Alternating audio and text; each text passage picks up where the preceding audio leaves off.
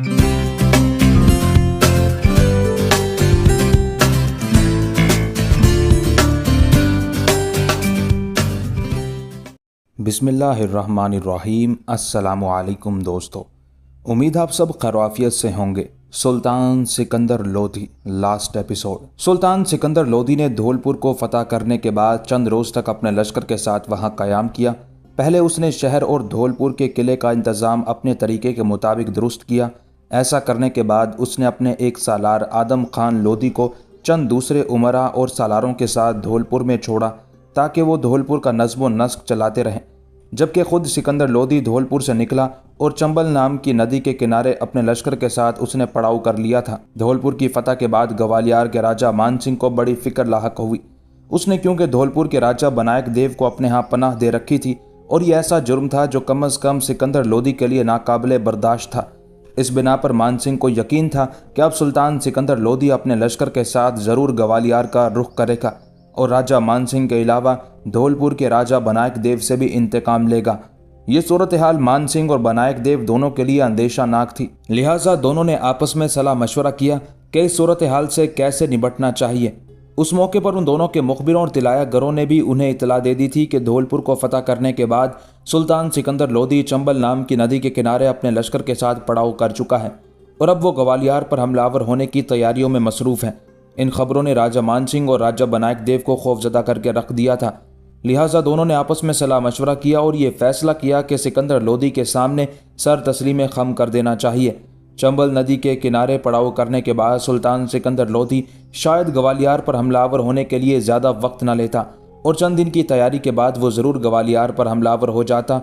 लेकिन एक तो उन दिनों मौसम ख़राब था, दूसरे वहाँ का पानी भी सिकंदर लोधी के लश्करियों को रास न आया। पानी की खराबी की वजह से लश्कर में बीमारी फैल गई। हैज़ा और ताउन की वबा उठ खड़ी हुई जिसने कई लश्करियों को अपनी लपेट में ले लिया। इस तरह सुल्तान सिकंदर लोधी को चंबल नदी के किनारे कई हफ्तों तक कयाम करना पड़ा। इस दौरान ग्वालियर की तरफ से एक वफद सुल्तान सिकंदर लोधी की खिदमत में हाजिर हुआ। उस वफद का सरबराह ग्वालियर के राजा मान सिंह का बड़ा बेटा बकरमा जीत था। बकरमा जीत ने न सिर्फ अपने बाप की तरफ से सुल्तान सिकंदर लोधी की खिदमत में नजराने और कीमती तोहफ़े पेश किए, बल्कि सुल्तान की खिदमत में हाजिर होकर उसने सुल्तान पर यह भी इंकशाफ किया कि ग्वालियर में यकीनन कुछ ऐसे लोगों ने कयाम किया हुआ था जो सुल्तान सिकंदर लोधी के मुखालिफ थे। उसमें सईद खान, बाबू खान और कुछ दूसरे सालार नुमाया थे। बकरमा जीत ने सुल्तान सिकंदर लोधी पर यह भी इंकशाफ किया कि उन सारे सालारों को जिन्होंने माजी में सुल्तान सिकंदर लोधी के खिलाफ सरकशी की थी ग्वालियर से निकाल दिया गया है और इस वक्त ग्वालियर में कोई भी सिकंदर लोधी का मुखालिफ सरदार पनाह नहीं लिए हुए है। सिकंदर लोधी ग्वालियर पर हमलावर होने का पुख्ता इरादा कर चुका था, लेकिन क्योंकि उन दिनों उसके लश्कर में हैज़ा और ताउन की वबा फैली हुई थी, लिहाजा बकरमा जीत ने अपने बाप की तरफ से जो नजराने और तोहफ़े पेश किए वो सुल्तान ने कबूल कर लिए। राजा मान सिंह के बेटे बकरमा जीत को भी उसने खूब नवाजा। उसके बाद सुल्तान सिकंदर लोधी अपने लश्कर के साथ आगरा की तरफ चला गया था। उन दिनों आगरा कोई अहम शहर शुमार न किया जाता था और इंतज़ामी अमूर के सिलसिले में वो बयाना शहर के तहत आता था। आगरा पहुंचकर सुल्तान सिकंदर लोधी ने कुछ इंतजामात किए। इससे पहले ना कभी मुसलमानों में ना ही हिंदुओं में से किसी हुक्मरान ने आगरा को अपना पाया तख्त बनाया था। यहाँ क़याम के दौरान सिकंदर लोधी ने फैसला किया कि दिल्ली के बजाय आगरा को पाया तख्त और मरकज़ी शहर बनाना चाहिए।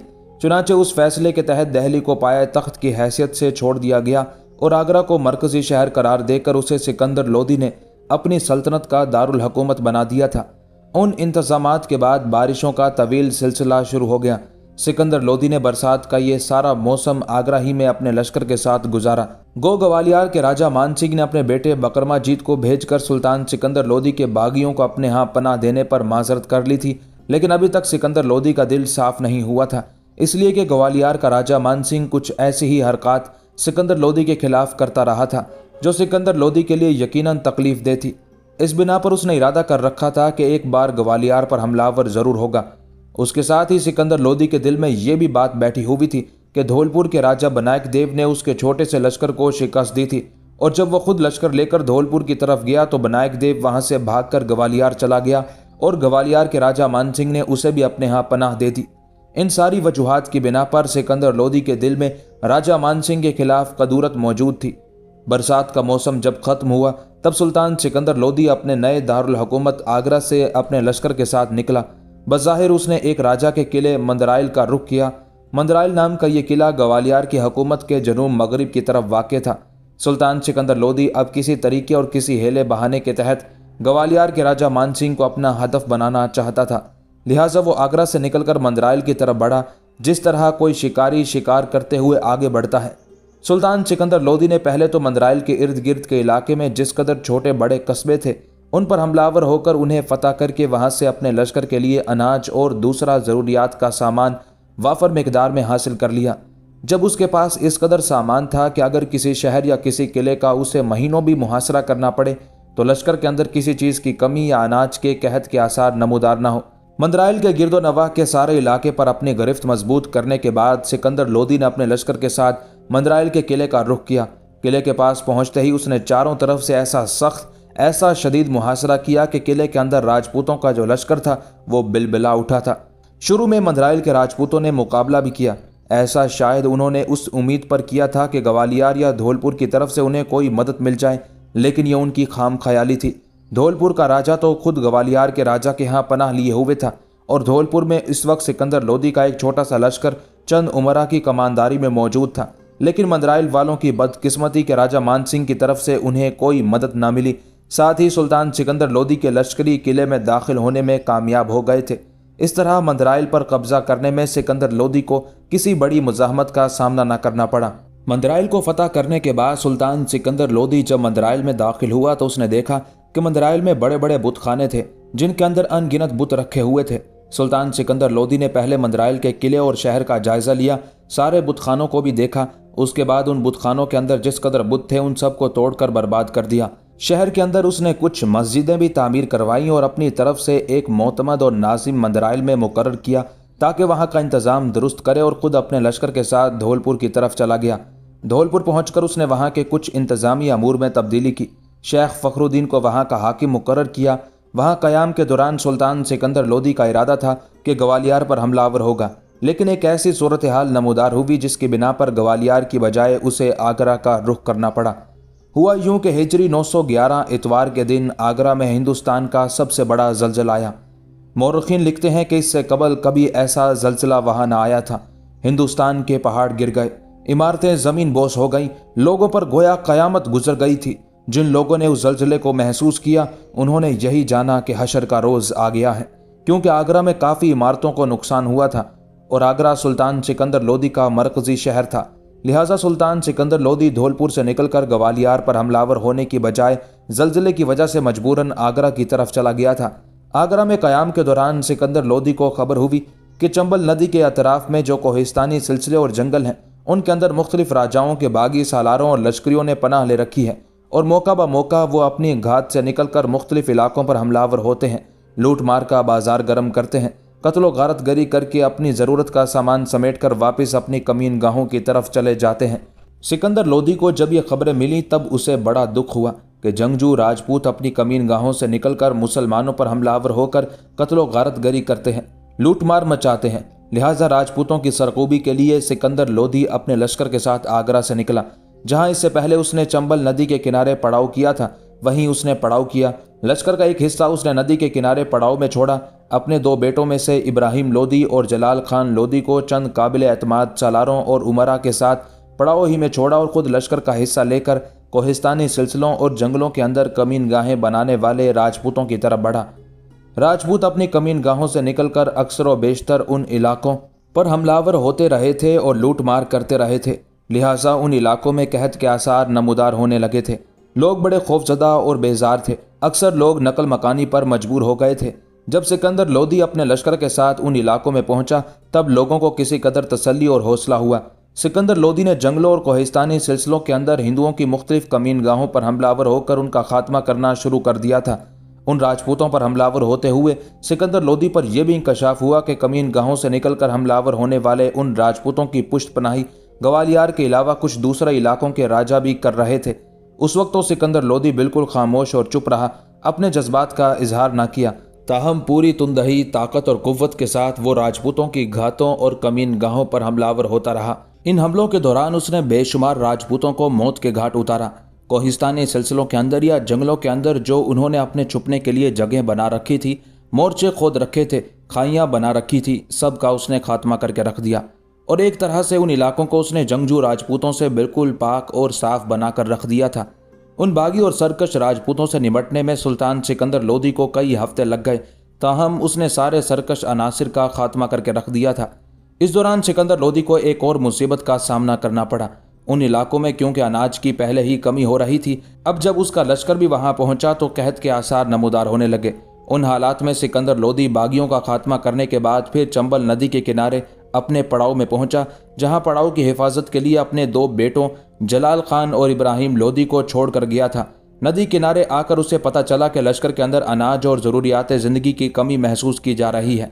अगर सूरत हाल यही रही तो लश्कर में खाने पीने की अशिया का खात्मा होकर रह जाएगा। कमीन गाहों और घात में रहने वाले राजपूतों का खात्मा करने के बाद सिकंदर लोदी तो चाहता था कि अपने लश्कर के साथ चंबल नदी से कूच करेगा और ग्वालियर पर हमलावर होकर ग्वालियर के राजा मानसिंह को बदतरीन शिकस्त देकर उसे बागियों की मदद करने का सबक सिखाएगा। लेकिन जब उसके लश्कर में कहत के आसार नमूदार हुए तब उसने ग्वालियर पर हमलावर होने का इरादा तो फिलहाल इल्तिवा में डाल दिया, ताहम उसने अपने सलारों में से आजम हमायूं, अहमद खान और मुजाहिद खान को अपने लश्कर का एक हिस्सा दिया और तीनों बड़े सालारों के जिम्मे उसने ये काम लगाया कि ग्वालियर के नवाह में मुख्तलिफ कस्बों और छोटे शहरों और बस्तियों पर यलगार करते हुए अपने लश्कर के लिए खुराक और ज़रूरियात का दूसरा सामान हासिल करने की कोशिश करें। सिकंदर लोदी के हुक्म पर तीनों सालार आजम हमायूं, अहमद खान और मुजाहिद खान लश्कर का एक हिस्सा लेकर निकले। ग्वालियर के नवाह में हमलावर होते हुए उन्होंने अपने लिए गल्ला हासिल करना शुरू कर दिया था। जिस वक्त सिकंदर लोदी के तीनों सालार ग्वालियर के गिरदो नवाह में अपने लिए गल्ला हासिल करने में मसरूफ़ थे तो उनकी इन कार्रवाइयों की खबर ग्वालियर के राजा मानसिंह को भी हो चुकी थी। लिहाजा राजा मानसिंह ने एक लश्कर सिकंदर लोदी के उन तीनों सालारों पर हमलावर होने के लिए रवाना किया। ग्वालियर के नवाह में सिकंदर लोदी के इन तीनों सालारों और राजा मानसिंह के लश्कर के दरमियान टकराव इंतहाई खौफनाक था। दोनों तरफ के लश्करी एक दूसरे पर टूट पड़े थे, हर कोई एक दूसरे को जेर करने के दर पे था। इस टकराव के नतीजे में सिकंदर लोदी के उन तीनों सालारों ने राजा मानसिंह के लश्कर को बदतरीन शिकस्त दी और उसे ग्वालियर भाग जाने पर मजबूर कर दिया। इसके साथ ही आजम हमायूं, अहमद खान और मुजाहिद खान ने ग्वालियर के निवाह से अपने लश्कर के लिए काफ़ी मिकदार में गल्ला और ज़रूरियात की दूसरी अशिया हासिल कर ली थी। ये सारी अशिया लेकर तीनों सालार वापस सुल्तान सिकंदर लोदी के पास आ गए। सिकंदर लोदी को जब खबर हुई कि उसके तीनों सालारों ने ग्वालियर के राजा मानसिंह के लश्कर को शिकस्त देकर भाग जाने पर मजबूर कर दिया था तो वो बड़ा खुश हुआ। अब सिकंदर लोदी के पास अपने लश्कर के लिए खुराक और ज़रूरियात का दूसरा सामान वाफर मिकदार में मौजूद था। वहाँ क़याम के दौरान सिकंदर लोदी के मुखबिरों और तिलाया गरों ने उससे ये भी खबर दी कि जिस वक्त सिकंदर लोदी के तीनों सालार आजम हमायूं, अहमद खान और मुजाहिद खान ग्वालियर के निवाह में अपने लश्कर के लिए अनाज और ज़रूरियात का दूसरा सामान जमा करने में मसरूफ़ थे तो राजपूतों का जो लश्कर उन पर हमलावर हुआ था उसका ताल्लुक सिर्फ ग्वालियर से नहीं था, बल्कि लश्कर का एक हिस्सा उन पर हमलावर होने के लिए औंतगढ़ से भी आया था। ये औंतगढ़ ग्वालियर के राजा के तहत था। इंतहाई मजबूत और मुस्तहकम किला शुमार किया जाता था। यह खबरें मिलने के बाद सुल्तान सिकंदर लोदी ने पुख्ता इरादा कर लिया कि ग्वालियर के राजा मानसिंह पर ज़रब लगाने से पहले वो औंतगढ़ पर हमलावर होगा और वहाँ राजपूतों का जो लश्कर है उसे तहस नहस करके ग्वालियर के राजा की ताकत और कुव्वत की कमर तोड़ कर रख देगा। जिन दिनों सुल्तान सिकंदर लोदी ग्वालियर के राजा मानसिंह के किले औंतगढ़ पर हमलावर होने का इरादा किए हुए था, इत्तेफाक से उन्हीं दिनों बारिशें वक्त से पहले शुरू हो गई। तेज़ मूसलाधार बारिशों ने चारों तरफ जल थल करके रख दिया था। नदी नाले उबल पड़े थे और किनारों से बाहर निकलकर सैलाबी सूरत इख्तियार कर चुके थे। उन हालात को देखते हुए सुल्तान सिकंदर लोदी ने चंबल नदी के किनारे अपना पड़ाव ख़त्म कर दिया, इसलिए कि मूसलाधार बारिशों की वजह से चंबल नदी भी सैलाबी सूरत इख्तियार कर गई थी और उसका पानी सुल्तान सिकंदर लोदी के पड़ाव में दाखिल होना शुरू हो गया था। ये सूरत हाल देखते हुए सुल्तान सिकंदर लोदी ने अपने लश्कर के साथ नदी के किनारे से कूच किया और धौलपुर की तरफ रवाना हुआ। बरसात का मौसम उसने पूरा का पूरा अपने लश्कर के साथ धौलपुर में गुजारा। जब बरसात का मौसम ख़त्म हुआ तब सिकंदर लोदी ने अपने सालारों में से इमाद खान और मुजाहिद खान को लश्कर का एक हिस्सा दिया। कुछ हाथी भी उनके हवाले किए और उन्हें हुक्म दिया कि वो धौलपुर से निकलकर ग्वालियर के राजा मानसिंह के किले औंतगढ़ पर हमलावर हों। सिकंदर लोदी के दोनों सालार इमाद खान और मुजाहिद खान उसके मुहैया करदा लश्कर के साथ औंतगढ़ की तरफ बढ़े। औंतगढ़ का किला बड़ा मजबूत और मुस्तहकम था। शहर की फसील काफ़ी चौड़ी, बड़ी मजबूत और मुस्तहकम पत्थरों से बनी हुई थी और फिर उसका अहाता काफ़ी बड़ा था। जो लश्कर इमाद खान और मुजाहिद खान को मुहैया किया गया था वो छोटा था और यह लश्कर पूरी तरह औंतगढ़ के किले का मुहासरा ना कर सका। اس کے علاوہ عماد خان اور مجاہد خان کے لشکر میں نقب لگا کر دیواریں گرانے والے کاریگر بھی موجود نہ تھے۔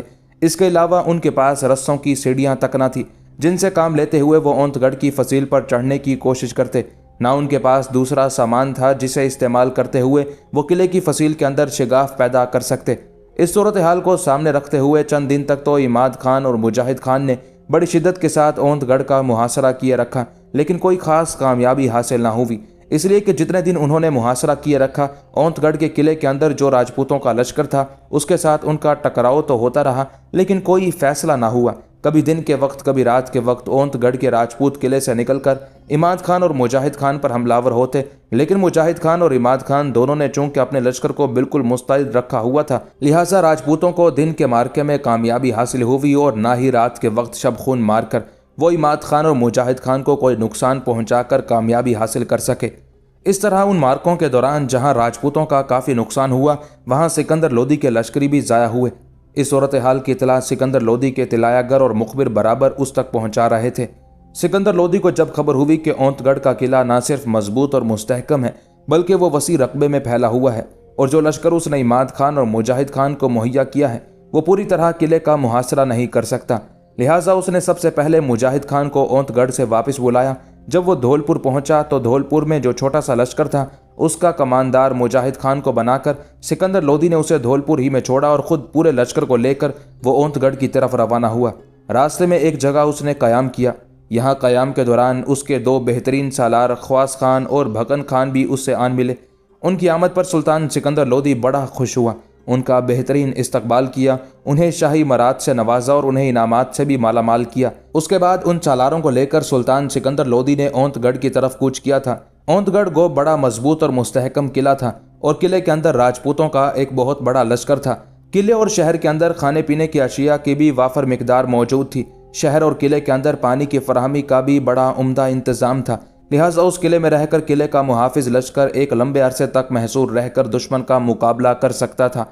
راجپوتوں کو جب خبر ہوئی کہ ان پر حملہ ور ہونے کے لیے سکندر لودھی خود اپنے لشکر کے ساتھ پیش قدمی کر رہا ہے تو انہوں نے سکندر لودھی کا مقابلہ کرنے کے لیے اپنی تیاریوں کو آخری شکل دے دی تھی۔ فصیل کے اوپر انہوں نے تیروں پتھروں کے ڈھیر لگانے شروع کر دیے تھے۔ جو برج پہلے شکستہ حال میں تھے ان کی مرمت کر کے انہیں مضبوط اور مستحکم کر دیا گیا۔ فصیل اور برجوں کے اندر مسلح جوان بٹھا دیے گئے اور دن رات برجوں کے اندر پہرے دار مستعد رہ کر پہرا دینے لگے۔ دوسری طرف سکندر لودھی کو بھی اس کے مخبروں اور طلایہ گروں نے یہ خبریں پہنچا دی تھی کہ بے شک اونت گڑھ کا قلعہ بڑا مضبوط اور مستحکم ہے، لیکن اگر اس قلعے کو فتح کر کے وہاں اپنا لشکر متعین کر دیا جائے تو ایسی صورت میں گوالیار کے راجہ مان سنگھ کی طاقت اور قوت پر ناقابل برداشت ضرب لگے گی، اور اونت گڑھ کی فتح کی صورت میں راجہ مان سنگھ سکندر لودھی کے سامنے جھکنے اور اس کی اطاعت اور فرما برداری قبول کرنے پر آمادہ ہو جائے گا۔ اس صورتحال کو سامنے رکھتے ہوئے سکندر لودھی نے پختہ ارادہ کر لیا تھا کہ ہر صورت اونت گڑھ کو فتح کر کے رہے گا۔ ان حالات میں سکندر لودھی اپنے لشکر کے ساتھ اونت گڑھ پہنچا۔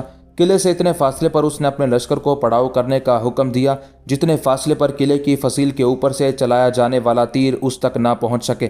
لشکر کا پڑاؤ کرنے کے بعد کچھ سالاروں کو سلطان سکندر لودھی نے اپنے پڑاؤ کی حفاظت پر چھوڑا، لشکریوں کو مستعد رہنے کے لیے کہا۔ اس کے بعد اپنے چند دستوں کے ساتھ کچھ قابل سالاروں کے ہمراہ اس نے پہلے اونت گڑھ کے قلعے کی فصیل کے کچھ حصوں کا جائزہ لینا شروع کیا۔ اس نے دیکھا فصیل پر ان گنت مضبوط اور مستحکم برج بنے ہوئے تھے، جس طرح فصیل کے اوپر پہرے دار ٹولیوں اور گروہوں کی صورت میں متحرک تھے۔ اس سے سکندر لودھی نے اندازہ لگا لیا تھا کہ فصیل مضبوط اور مستحکم ہونے کے ساتھ ساتھ چوڑائی میں بھی کافی زیادہ ہے، اس لیے کہ فصیل کے اوپر محافظ گروہ در گروہ اور ٹولیوں کی صورت میں ایک برج سے دوسرے برج کی طرف متحرک تھے۔ کچھ دیر تک سکندر لودھی اپنے سالاروں کے ساتھ شہر کی فصیل کا جائزہ لیتا رہا، پھر واپس اپنے پڑاؤ میں آیا۔ مورخین لکھتے ہیں کہ سکندر لودھی نے اپنے پڑاؤ میں اپنے سارے سالاروں اور عمرا اور سرکردہ لوگوں کو جمع کیا اور انہیں سمجھایا کہ اب جان کے احصار کا وقت آ گیا ہے، لہٰذا جان اور مال و متاع کا خیال کیے بغیر ہی قلعے کو فتح کرنے میں اپنی مجاہدانہ کوششیں دکھائی جائیں۔ سلطان سکندر لودھی کے ان الفاظ کا بھی خاطر خواہ اثر ہوا، لیکن اس سے پہلے ہی اس کے لشکری راجپوتوں کی آئے دن کی بغاوتوں اور سرکشیوں سے عاجز آ چکے تھے، اور وہ راجپوتوں کے اس قلعے پر اپنی پوری طاقت اور قوت کے ساتھ حملہ آور ہو کر ہر صورت میں راجپوتوں کو اپنے سامنے سرنگوں کرنے کا تہیہ کیے ہوئے تھے۔ سکندر لودھی نے جب دیکھا کہ اس کے لشکری انتہائی جان نثارانہ انداز میں اپنی مجاہدانہ سرگرمیوں کا اظہار کیے ہوئے راجپوتوں سے نمٹنے کے لیے تیار ہیں، تو اس نے اگلے روز اونت نام کے اس قلعے کا محاصرہ کر لیا تھا۔ راجپوت ایک طرح سے دھوکے اور فریب میں مبتلا تھے۔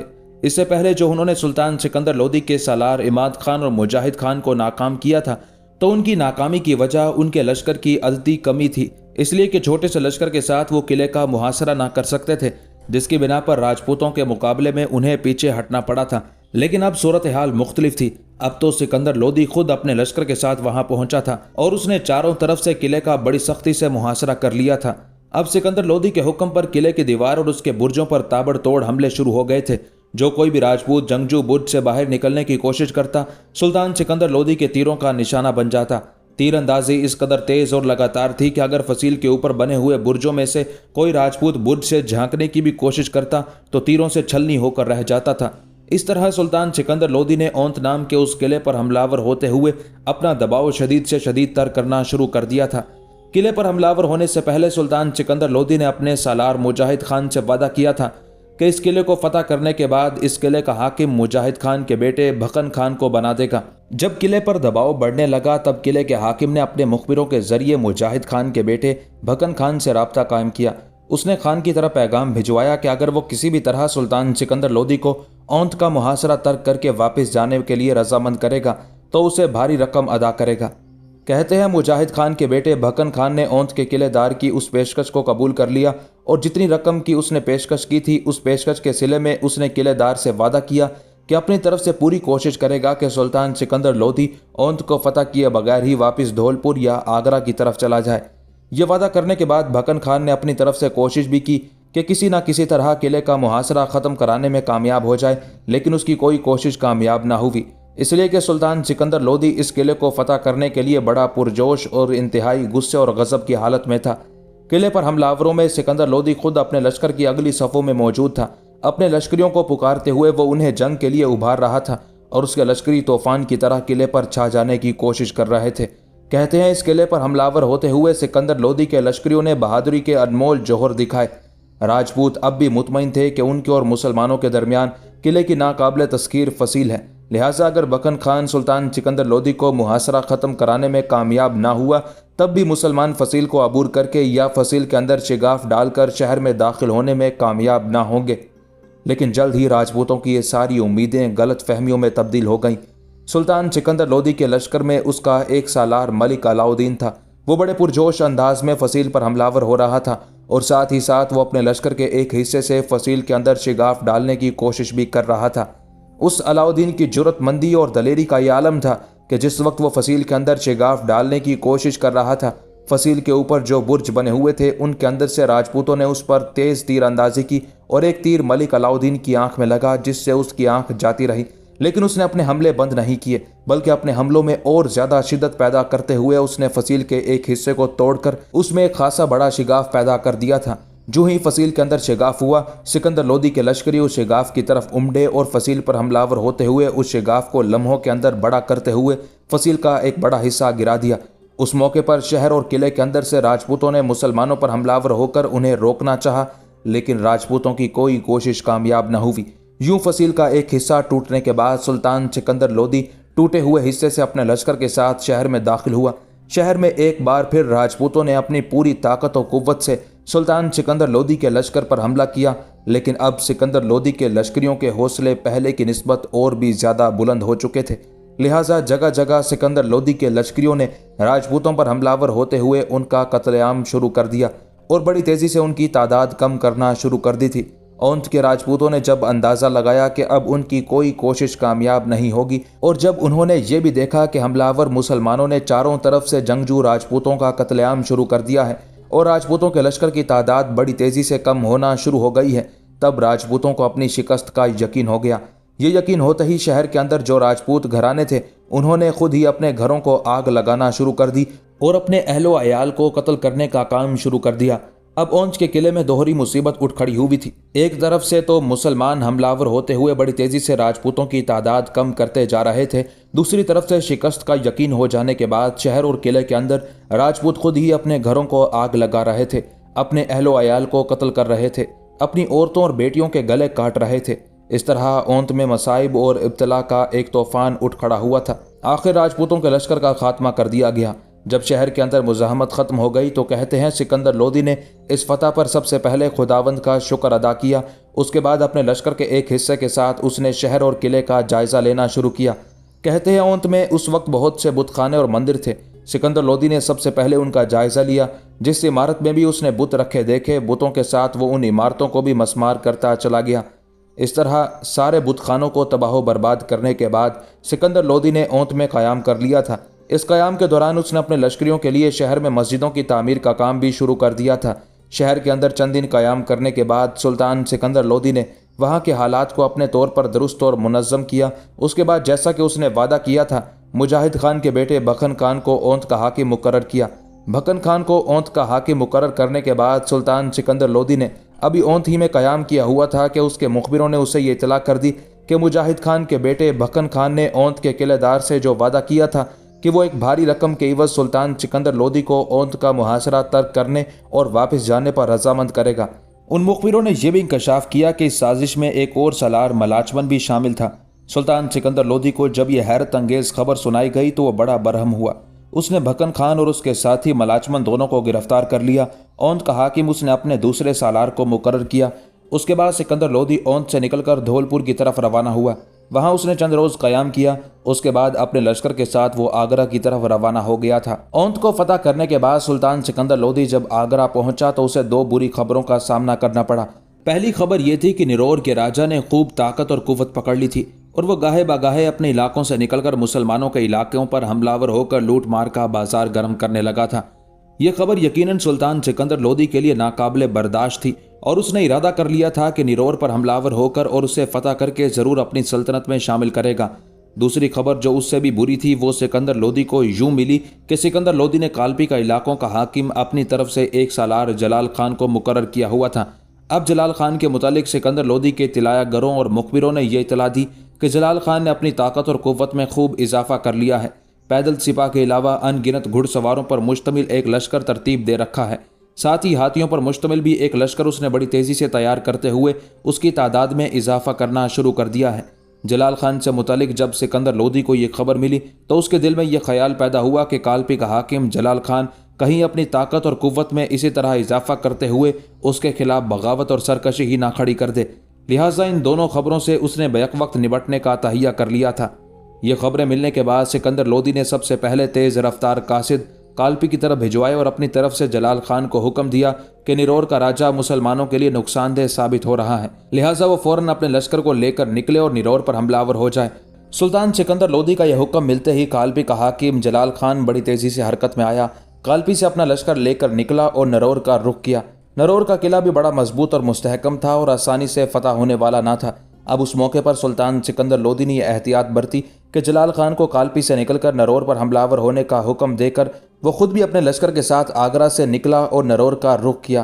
ساتھ ہی اس نے احتیاطاً قاصد جلال خان کی طرف روانہ کی اور اسے یہ حکم بھی جاری کیا کہ اگر اہل قلعہ صلح اور آشتی کے متمنی ہوں تو پھر لڑائی کی طرح نہ ڈالی جائے اور کچھ شرائط کے تحت نیرور پر قبضہ کر لیا جائے۔ اب صورتحال یہ پیدا ہوئی کہ جس روز جلال خان اپنے لشکر کے ساتھ نیرور پہنچا اس کے دوسرے روز خود سکندر لودھی بھی اپنے لشکر کے ساتھ نیرور کے نواح میں پہنچ گیا تھا۔ سلطان سکندر لودھی تو جلال خان کا جائزہ لینا چاہتا تھا کہ اس کے کیا ارادے ہیں، ساتھ ہی وہ نیرور کے حکمران کو بھی اس کی کارروائیوں کی وجہ سے سزا دینا چاہتا تھا اور نیرور پر قبضہ کرنے کا تہیہ کیے ہوئے تھا۔ جلال خان کو جب خبر ہوئی کہ سلطان سکندر لودھی بھی نیرور کے قریب پہنچ گیا ہے اور تھوڑی دیر تک وہ اس کے پڑاؤ کے قریب پہنچ جائے گا، تب جس قدر لشکر وہ لے کر آیا تھا اس کو اس نے 3 حصوں میں تقسیم کر کے اس شاہراہ کے کنارے کھڑا کر دیا جس شاہراہ پر سفر کرتے ہوئے سکندر لودھی نے نیرور کے قریب آنا تھا۔ لشکر کے اس نے 3 حصے کیے تھے، ایک حصے میں صرف پیدل لشکری تھے، دوسرے حصے میں ہاتھیوں کو رکھا گیا اور تیسرے حصے میں ان گنت سواروں کو ترتیب دے کر سلطان سکندر لودھی کے استقبال کے لیے کھڑا کر دیا گیا تھا۔ مورخین لکھتے ہیں کہ سکندر لودھی نے جب جلال خان کے لشکر کے 3 حصوں کا جائزہ لیا تو اسے جلال خان کی اس عسکری طاقت پر کچھ شک ہوا اور اس نے سوچا کہ اگر جلال خان کی اس طاقت کو رفتہ رفتہ ختم نہ کیا گیا تو جلال خان اس کے لیے کسی روز خطرے کا باعث بھی بن سکتا ہے۔ بہرحال سلطان سکندر لودھی نے پہلے نیرور کا جائزہ لیا، پھر وہ حملہ آور ہوا۔ اپنے پہلے ہی حملے میں سکندر لودھی نے شہر کی فصیل کا ایک حصہ توڑ کر راستہ بنایا اور اس راستے سے وہ شہر میں داخل ہونے لگا۔ راجپوتوں نے سکندر لودھی کی راہ روکنے کی کوشش کی لیکن سکندر لودھی کے لشکری مار دھاڑ کرتے ہوئے شہر میں داخل ہو گئے۔ इस सूरत-ए-हाल को देखते हुए राजपूतों ने शहर तो खाली कर दिया, लेकिन वो किले के अंदर महसूर हो गए। अब सूरत-ए-हाल ये पैदा हो गई कि नरौर के शहर पर तो सिकंदर लोदी का कब्जा हो गया और किले पर बदस्तूर राजपूत काबिज रहे। नरौर पर कब्जा करने के बाद शहर के अंदर जो राजा का महल था, उसके अंदर सिकंदर लोदी ने कयाम किया। इस दौरान मुखबिरों ने सिकंदर लोदी को ये इत्तला की कि उसके 2 सालार नरौर के हुक्मरानों के साथ कोई मामला तय कर रहे हैं। मुखबिरों ने यह भी इंकशाफ किया कि जो 2 सालार राजपूतों के किलेदार के साथ साजिश तैयार कर रहे हैं, वो जलाल खान और उसका एक साथी शेर खान है। ये खबर पाकर सुल्तान सिकंदर लोदी को यकीन हो गया कि जलाल खान उसके खिलाफ कोई ना कोई साजिश जरूर करेगा। फिर ऐसा हुआ कि एक रोज सुल्तान सिकंदर लोदी नरौर के राजमहल की छत पर खड़ा था कि उसने देखा किले के अंदर एक शिगाफ हुआ। फिर उसे अहले किला ने फौरन ही बंद कर दिया। सिकंदर लोदी को कुछ शक हुआ। जब उसने इस मामले की तहकीक कराई तो पता चला कि जलाल खान और शेर खान वाकई अंदर ही अंदर सुल्तान सिकंदर लोदी के खिलाफ नरौर के किलेदार से मिलकर साजिश कर रहे थे। सिकंदर लोदी ने फौरन अपने सरकर्दा सालारों के 2 गिरोह तैयार किए। एक गिरोह में इब्राहिम खान, सुलेमान खान कुरमली और अलाउद्दीन जलवानी को रखा और उन्हें हुक्म दिया कि वो जलाल खान को गिरफ्तार कर लें। सालारों के दूसरे गिरोह में भूरे खान, सईद खान और मलिक आदम को रखा और इन तीनों को हुक्म दिया कि वो शेर खान को गिरफ्तार कर लें। इस तरह इन दोनों सालारों को गिरफ्तार कर लिया गया और उन्हें ओंतगढ़ के किले में नजरबंद कर दिया गया। उसके बाद सुल्तान सिकंदर लोदी ने नरौर के किले पर इस कदर सख्ती और शिद्दत के साथ हमले शुरू किए कि अहले किला बिलबिला उठे। लिहाजा किले के अंदर से कुछ सरकर्दा लोग निकले, सिकंदर लोदी की खिदमत में हाजिर होकर माफ़ी मांगी और किला सिकंदर लोदी के हवाले कर दिया गया। ताहम किले से निकलकर कुछ लोग अपनी जानें बचाने के लिए भाग गए। इस तरह नरौर भी फतह करके सुल्तान सिकंदर लोदी ने अपनी मुमलिकत में शामिल कर लिया था। जिन दिनों सुल्तान सिकंदर लोदी नरौर की फतह से फारिग हुआ था, उन्हीं दिनों मालवा के बादशाह सुल्तान नासिरुद्दीन का बेटा शहाबुद्दीन अपने बाप से नाराज होकर सिकंदर लोदी की खिदमत में हाजिर होने को रवाना हुआ। शहाबुद्दीन मालवा के नवाही कस्बे शिवपुरी में जब पहुंचा तो सुल्तान सिकंदर लोदी ने मालवा के बादशाह नासिरुद्दीन के बेटे शहाबुद्दीन की तरफ उम्दा घोड़े और शाहाना लिबास भेजकर कहलवाया। अगर शहाबुद्दीन चंद्रहरी के इलाके को, जो उस वक्त उसके बाप नासिरुद्दीन के पास था, सुल्तान सिकंदर लोदी के सपुर्द कर दे तो सिकंदर लोदी उसकी इतनी मदद करेगा कि उसका बाप कभी उस पर गालिब ना आ सकेगा। लेकिन शहाबुद्दीन चंद मजबूरियों की वजह से अपने बाप की मुमलिकत से बाहर कदम न रख सका। जब शहाबुद्दीन ने ऐसा करने से इनकार कर दिया, तब सिकंदर लोदी ने नरौर में चंद रोज कयाम करने के बाद वहां के किले को मजीद मजबूत और मुस्तहकम बनाया। उसके बाद वहां से कूच किया और बिहार नाम के कस्बे में जाकर अपने लश्कर के साथ उसने पड़ाव कर लिया था। कहते हैं जिस वक्त अपने लश्कर के साथ सिकंदर लोदी ने बिहार के कस्बे में कयाम किया हुआ था, उन्हीं दिनों उसे खबर हुई कि परहतकांद के इलाकों में कुछ बागियों और सरकशों ने सर उठाया। ये खबर मिलते ही सुल्तान सिकंदर लोदी उनकी तरफ रवाना हुआ। वहां के सरकशों और बागियों को बिल्कुल ख़त्म कर दिया और जगह जगह उसने अपनी चौकियां बिठाकर उस इलाके को महफूज करके आगरा की तरफ कूच कर लिया था। सुल्तान सिकंदर लोदी आगरा पहुंचा ही था कि उसे एक और बुरी खबर मिली। वो ये कि अहमद खान, जो उन दिनों सुल्तान सिकंदर लोदी की तरफ से लखनौती का हाकिम था और मुबारक खान लोदी का बेटा था, उससे मुतालिक सुल्तान सिकंदर लोदी को खबर मिली कि हिंदुओं की सोहबत में रहकर वो इस्लाम के बिल्कुल खिलाफ हो चुका है। ये खबर सुनकर सुल्तान सिकंदर लोदी बड़ा बरहम हुआ और अहमद खान के भाई मोहम्मद खान को लिखा कि अहमद खान को गिरफ्तार करके उसके सामने पेश किया जाए। मोहम्मद खान ने ऐसा ही किया। अहमद खान को पकड़कर सुल्तान सिकंदर लोदी की तरफ भेज दिया। अहमद खान की जगह सिकंदर लोदी ने उसके भाई सईद खान को लखनौती का हाकिम मुकर्रर कर दिया। लखनौती का साबिक हुक्मरान अहमद खान भी सुल्तान सिकंदर लोदी के पास आकर राह रास्त पर आ गया था। इसी दौरान मालवा के बादशाह नासिरुद्दीन का दूसरा बेटा मोहम्मद खान उसके हाथ से भागकर सिकंदर लोदी के पास आया और वहां उसने पनाह ले ली। सिकंदर लोदी ने मोहम्मद खान को चंद्रहरी की जागीर का हाकिम तस्लीम कर लिया। साथ ही अपने बेटे जलाल खान को उसने हुक्म दिया कि इस सिलसिले में वो मोहम्मद खान की भरपूर मदद भी करता रहे। सिकंदर लोदी ने अब चूंकि अपनी मुमलिकत के हालात काफ़ी हद तक दुरुस्त कर लिए थे, आसपास के इलाकों को भी फतह करके अपनी मुमलिकत में शामिल कर लिया था। इस तरह फरागत हासिल होने के बाद उसने सैर व तफरी का इरादा किया। इस मकसद के लिए वो अपने लश्कर के साथ धौलपुर की तरफ रवाना हुआ। आगरा से धौलपुर तक पूरे रास्ते में उसने बहुत सी इमारतें बनवाई। इस सफ़र के दौरान आसपास के हुक्मरानों और हाकिमों ने सुल्तान सिकंदर लोदी की खिदमत में तोहफे तहाइफ भेजे और बादशाह की खुशनुदी के लिए अपने अपने इलाकों और मुल्क में खुतबा और उसके नाम का सिक्का जारी करने का अहद किया। इसके जवाब में सुल्तान सिकंदर लोदी ने उन लोगों को शाही नवाजिशात से मालामाल किया। धौलपुर में क़याम के दौरान सुल्तान सिकंदर लोदी को कुछ अजीबो गरीब वाक़यात से भी दो चार होना पड़ा। उसने अपनी तरफ से मालवा के बादशाह नासिरुद्दीन के बेटे मोहम्मद खान को चंद्रहरी की जागीर दी थी, लेकिन चंद्रहरी में उस वक्त मालवा के बादशाह नासिरुद्दीन की तरफ से एक शख्स बहजत खान हाकिम था। शुरू में यह बहजत खान मालवा के बादशाहों का निहायत खैर ख्वाह रहा, اس دوران اس نے سلطان محمود مالوی کے لشکر کی کمزوریوں اور سلطنت کا نہایت غور سے مطالعہ کیا۔ دوسری طرف یہی بہجت خان سکندر لودھی کی حالات کا بھی جائزہ لیتا رہا۔ پھر کوئی فیصلہ کرنے کے بعد اس نے سلطان سکندر لودھی کے مقربین خاص میں شامل ہونے کے لیے اس کو تحفے، تحائف اور نذرانے روانہ کیے۔ سلطان سکندر لودھی پہلے ہی چندرہاری کے علاقے کو اپنی مملکت میں شامل کرنا چاہتا تھا اور یہ اس کی بڑی خواہش تھی۔ جب بہجت خان نے اس سے رابطہ قائم کیا تب سلطان سکندر لودھی نے اپنے ایک سالار احمد کو چندرہاری کے حاکم بہجت خان کے پاس بھیجا اور اس کے ذمہ یہ کام لگایا کہ وہ بہجت خان کے ساتھ مل کر چندرہاری کے علاقے کو نہ صرف ناصر الدین مالوی کی مملکت سے نکال کر سلطان سکندر لودھی کے تحت کر دے، بلکہ چندرہاری اور اس کے گرد و نواح میں سکندر لودھی کے سکے جاری کر کے اس کے نام کا خطبہ بھی پڑھوا دے۔ یہ کام سر انجام دینے کے بعد سلطان سکندر لودھی آگرہ چلا گیا اور آگرہ میں قیام کے دوران اس نے اپنے تمام علاقوں میں چاروں طرف بہجت خان کی فرما برداری اور خیر خواہی اور اس کے علاوہ چندرہاری کے اکناف و اطراف میں اپنے نام کا خطبہ اور سکہ جاری ہونے کی خبر اپنے والیوں اور تمام مشیروں تک پہنچا دی۔ اس طرح سارے ہندوستان میں یہ خبر پھیل گئی کہ چندرہاری کا علاقہ سلطان سکندر لودھی کی سلطنت میں شامل کر لیا گیا ہے۔ جن دنوں سلطان سکندر لودھی نے چندرہاری کے علاقوں کو اپنی مملکت میں شامل کر لیا تھا، ان دنوں اس کے اپنے کچھ والیوں نے بھی اس کے خلاف سازشوں کا سلسلہ شروع کر دیا تھا۔ سب سے پہلے سکندر لودھی کو خبر ملی کہ حسین خان جو ان دنوں بہار کے علاقے سارن کا حاکم تھا، اس سے متعلق سکندر لودھی کو عجیب و غریب خبریں ملی، جس کی بنا پر وہ اس سے برگشتہ ہو گیا۔ لہٰذا سکندر لودھی نے اپنے ایک سالار حاجی سارنگ کو حسین خان کی طرف بھیجا اور اسے حکم دیا کہ وہاں قیام کے دوران حسین خان کے خلاف رازداری سے کام کرنا اور اسے گرفتار کر لینا۔ سارنگ نے جا کر حسین خان کے خلاف سازش شروع کر دی۔ حسین خان اس کی نیت کو بھانپ گیا۔ اسے معلوم ہو گیا کہ حاجی سارنگ اسے گرفتار کرنا چاہتا ہے، لہٰذا حسین خان سارن سے نکل کر بنگال کے حکمران علاؤدین کی طرف بھاگ گیا اور اس کے ہاں جا کر پناہ لے لی۔ دوسرا حاکم جس نے سلطان سکندر لودھی کے خلاف نافرمانی کا راستہ اختیار کیا تھا وہ سارنگ پور کا حاکم علی خان ناگوری تھا۔ اس علی خان ناگوری نے شیو پور کے حاکم کی حیثیت سے مالوا کے بادشاہ کے بیٹے دولت خان سے دوستی بڑھائی۔ دولت خان ان دنوں اپنے باپ کی طرف سے رتن بور قلعے کا حاکم تھا۔ اس علی خان ناگوری نے پہلے تو شہزادہ دولت خان کو سکندر لودھی کی فرما برداری کرنے کی ترغیب دی۔ علی خان نے شہزادہ دولت خان سے یہ معاملہ طے کیا کہ دولت خان پہلے بادشاہ سے ملاقات کا شرف حاصل کرے، اس کے بعد قلعہ اس کے ہاتھ میں دے دے۔ اسی قسم کا ایک خط علی خان ناگوری نے سکندر لودھی کو بھی لکھا۔ سکندر لودھی علی خان کا یہ پیغام سن کر بڑا خوش ہوا اور سیر و تفریح کرتا ہوا اپنے لشکر کے ساتھ ان علاقوں کی طرف بڑھا جو رنتھن بور کے قریب تھے۔ دوسری طرف علی خان ناگوری دوہری چال چل رہا تھا۔ بظاہر وہ سارے کام سکندر لودھی کے حق میں کر رہا تھا، لیکن اندر ہی اندر اس کی مخالفت پر بھی اترا ہوا تھا۔ بہرحال علی خان ناگوری کے کہنے پر رنتھن بور کا حاکم دولت خان اپنی ماں کے ساتھ سلطان سکندر لودھی سے ملنے کے لیے روانہ ہوا۔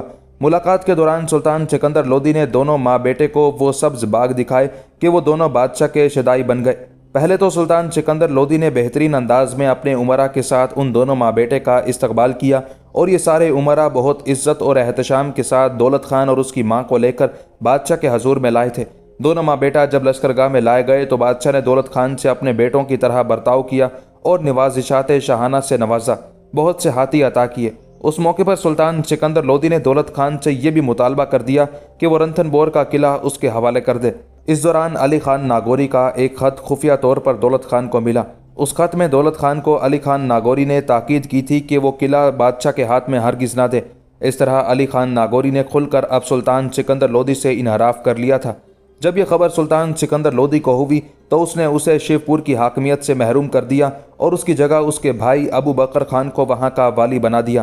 اسی دوران سلطان سکندر لودھی کی طبیعت خراب ہو گئی، لہٰذا نہ ہی اس نے علی خان ناگوری کے خلاف مزید کارروائی کی اور نہ ہی دولت خان سے اس نے رنتھن بور کا قلعہ حاصل کرنے پر زور ڈالا۔ جب بادشاہ بیمار ہو گیا تو بیماری کی حالت میں وہ اپنے لشکر کو لے کر واپس آگرہ چلا گیا۔ وہاں اس نے اپنا علاج کروانا شروع کیا، لیکن بادشاہ کا مرض بڑھتا گیا۔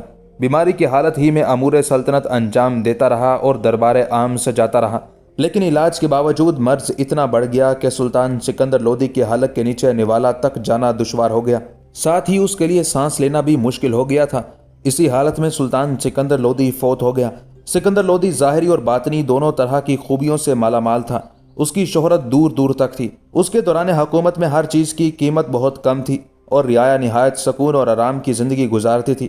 وہ ہر روز دربار منعقد کرتا اور عوام کی ایک ایک فریاد سنتا۔ بعض اوقات تو ایسا ہوتا کہ امور سلطنت انجام دینے میں صبح سے شام تک مصروف رہتا۔ سلطان سکندر لودھی 5 وقت کی نماز کا پابند تھا اس کے دور حکومت میں زمیندار بہت کم سرکشی کرتے تھے اور سب نے بادشاہ کی اطاعت اور فرما برداری قبول کر لی تھی۔ سلطان سکندر لودھی امیر و غریب، توانا اور کمزور، بوڑھے جوان سب کے ساتھ ایک طرح کا برتاؤ کرتا تھا، انصاف اور عدل سے کام لیتا تھا، خدا سے بہت ڈرتا تھا، خلق خدا پر رحم و کرم کی بارش کرتا تھا اور خواہشات نفسانی کو ترجیح نہیں دیتا تھا۔ مورخین لکھتے ہیں کہ جس زمانے میں سکندر لودھی اپنے بھائی باربک شاہ سے جنگ میں مصروف تھا، اس وقت ایک فقیر اس کے پاس آیا۔ اس نے سکندر لودھی کا ہاتھ دیکھ کر کہا، فتح تیری ہی ہوگی۔ اس پر سکندر لودھی نے غصے میں اپنا ہاتھ چھڑا لیا اور کہا، جب دو مسلمانوں میں مارکا آرائی ہو رہی ہو تو کبھی یک طرفہ فیصلہ نہیں کرنا چاہیے اور صرف یہ کہنا درست ہے، خدا کرے ایسا ہو جس میں اسلام کی بھلائی ہو۔